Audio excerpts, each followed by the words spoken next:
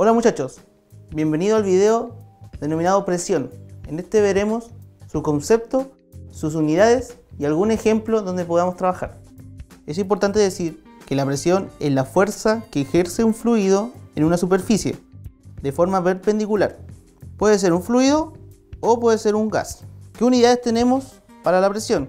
Como se trata que la presión es la fuerza ejercida sobre una superficie, vamos a decir que la fuerza en Newton va a estar sobre una superficie o bien área superficial en metros cuadrados.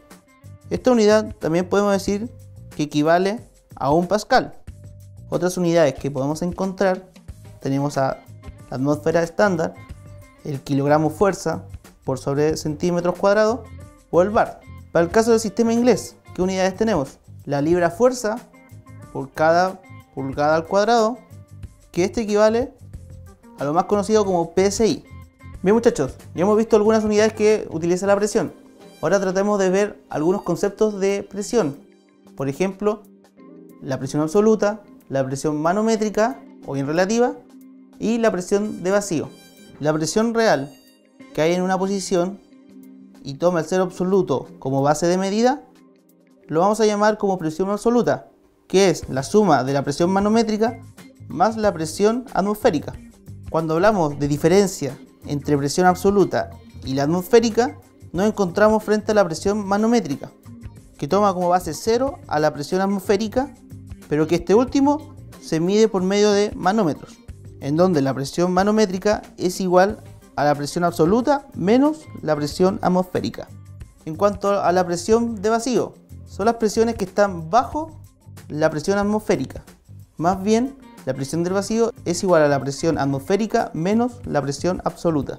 Recuerden que la presión absoluta es la presión atmosférica más la presión manométrica. Veamos un pequeño ejemplo donde podamos ver estas medidas y relaciones. Si tenemos una atmósfera como presión atmosférica y dos atmósferas por presión manométrica, la pregunta que nos podemos hacer, ¿cuál es la presión absoluta de ese sistema? ¿Cómo lo vamos a hacer?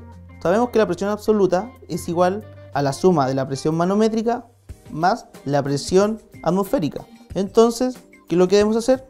Sumar ambas medidas, que nos dice que la presión absoluta es igual a 3 atmósferas.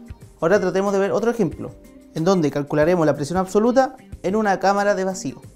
Tenemos un medidor de vacío en una cámara que indica que hay una presión de 5,8 psi, donde la presión atmosférica es de 14,5 psi. Entonces, con los datos que tenemos, tratemos de calcular la presión absoluta en la cámara. Si sabemos que la presión absoluta es igual a la presión atmosférica menos la presión en el vacío, calculamos esta diferencia, que es 14,5 menos 5,8, y eso nos entrega que la presión absoluta va a ser de 8,7 PSI-A.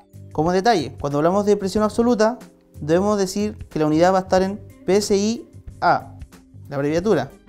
Y cuando hablamos de presión manométrica, solamente vamos a decir PSI. Bueno muchachos, para terminar este video, vamos a recordar un poco, en donde la presión atmosférica es el peso que ejerce la atmósfera sobre la superficie de la Tierra. ¿Y de qué forma lo medimos? A través de un barómetro. Para el caso de la presión manométrica, a esa la vamos a medir por medio de un manómetro, pero es la diferencia de presión entre un fluido y la presión atmosférica.